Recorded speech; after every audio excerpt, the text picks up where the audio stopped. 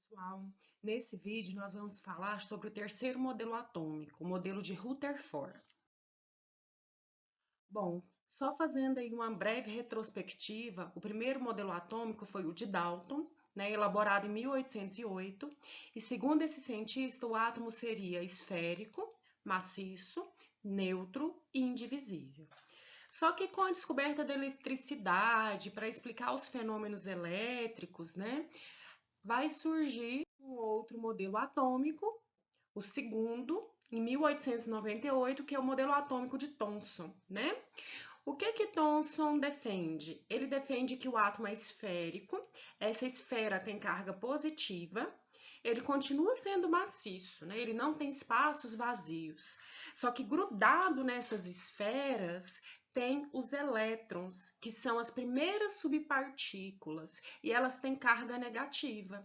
Então, eu posso ter uma quantidade de cargas positivas e negativas iguais, esse átomo estar neutro, ou elas podem ser em quantidades diferentes e formar um íon, um cátion ou um ânion. Bom, o que acontece? Depois desse modelo atômico, foram sendo descobertas outras coisas, Por exemplo, em 1895, foi descoberto os raios-x. Em 1897, Becquerel descobre a radioatividade, ou seja, ele descobre que alguns elementos químicos são capazes de emitir radioatividade, naturalmente, espontaneamente. Então, com essas novas descobertas, novos experimentos começaram a ser realizados. Um dos elementos químicos que foi muito estudado na época foi o polônio, E ao fazer experimentos com o polônio, Rutherford, descobriu ali que ele tinha 3 tipos de radiação: a radiação alfa, a radiação beta e a radiação gama. Quando ele fazia os experimentos, a radiação beta, ela sempre se aproximava da placa que era carregada positivamente, ou seja, ela tinha então carga negativa. A radiação do tipo gama, ela não se aproximava nem da placa positiva e nem negativa, então é um tipo de radiação que não tem carga. E a radiação alfa, ela se aproximava do campo negativo. Se ela se aproximava do campo negativo, significa então que a radiação alfa tem carga positiva, Os opostos se atraem. Então, de posse dessas informações, o que a gente conhece? A radiação do tipo alfa, ela é positiva. Ela é o tipo de radiação, podemos dizer assim, que ela é menos penetrante, ela é a mais fraca, tá? A beta, ela é um pouco mais penetrante, ela consegue atravessar até alguns metais e a carga dela é negativa. Já a gama, ela não tem carga, só que ela é a mais penetrante, ela consegue atravessar até o chumbo, bom? Então, o que vai acontecer, com a descoberta dessas emissões? Rutherford vai pegar esse polônio, esse elemento químico radioativo, e vai filtrar as radiações dele e vai fazer uma série de experimentos com as radiações do tipo alfa. Lembrando que as radiações do tipo alfa são positivas. Esses experimentos aqui, meninas, foram realizados em 1911, Cerca aí de 13 anos depois do modelo de Thomson. E o que ele observava, Aqui no meio é uma lâmina de ouro. Então, ele bombardeava a lâmina de ouro para observar se essa radiação alfa era capaz de atravessar essa lâmina, E aqui, essa parte circular é o sulfeto de zinco. Esse material é fluorescente, ou seja, se ele emite radiação, ele brilha. Porque a radiação alfa ela é não visível, Então, ele só via onde ela se tocava, pelo brilhinho que era formado. E o que ele observava? A maior parte da radiação, ela atravessava a lâmina de ouro, não sofria desvio e batia lá na frente na placa de sulfeto de zinco. Então, ele vai concluir o seguinte: se a radiação atravessa sem desvio, significa que o átomo não é maciço. Ele tem espaços vazios que não impedem a radiação de atravessar. tinha uma pequena parcela que desviava um pouquinho. Ó, se ela desvia um pouquinho, né, e ela é positiva, significa que aqui tem alguma coisa positiva também que está repelindo ela um pouquinho, porque positivo com positivo se repele. Aí é que ele vai chegar à conclusão que o átomo tem um núcleo positivo. Então, quando a partícula alfa chega perto do núcleo, ela tende a se afastar um pouquinho. É um leve desvio que sofre. Tem outras, né, que não conseguem atravessar. Elas vêm diretamente aqui para trás, né? Isso acontece porque ela pode se chocar diretamente com esse núcleo. Então, meninos, aqui nessa outra imagem, tá o mesmo experimento, tá? A mesma imagem, só que aqui é um quadrinho que resume um pouco isso para vocês, tá? As observações e a conclusão que ele chegou.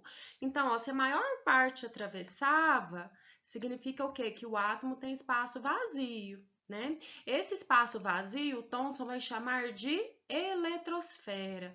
E ele vai falar para nós que na eletrosfera estão localizados os elétrons. Bom, se as partículas, algumas delas não atravessavam, significava que tinha uma pequena região onde se concentrava a massa. Essa pequena região onde se concentra a massa, ele chamou de núcleo.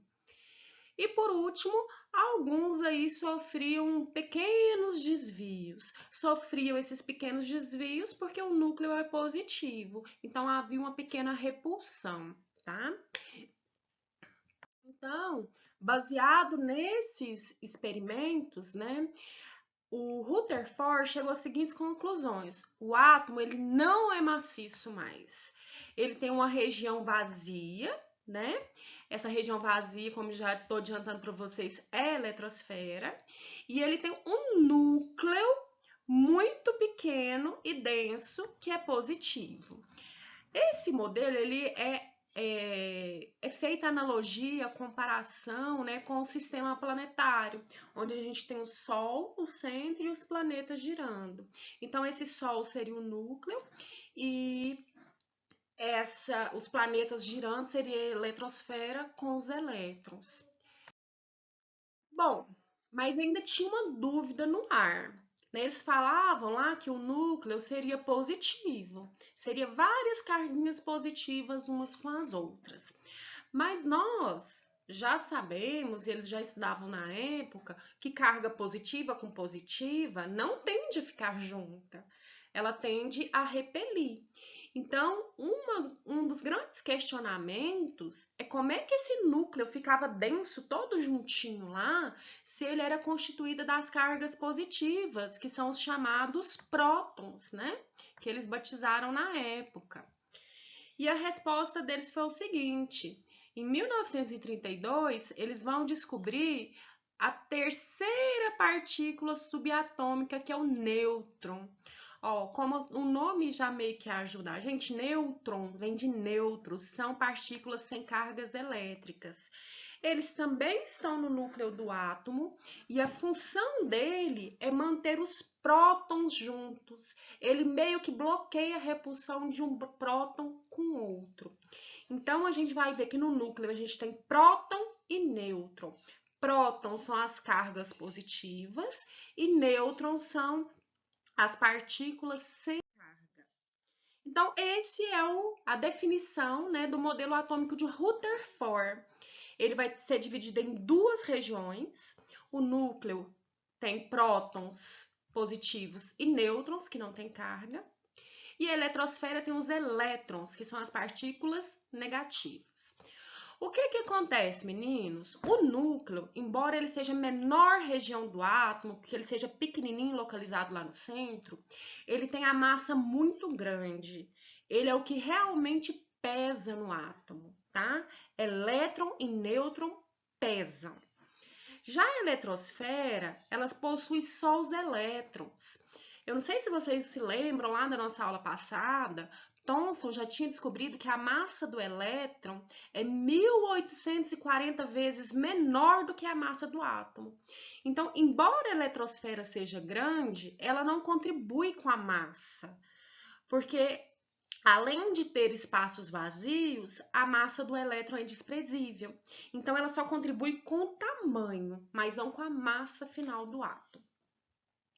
Só para vocês terem noção, né, essa aqui é uma comparação entre a carga e a massa das subpartículas. Ó, então, no núcleo, nós temos prótons e nêutrons, cada um tem a massa de 1. Olha aqui na eletrosfera o elétron, quanto que é a massa dele? A massa dele é 1 dividido por 1836.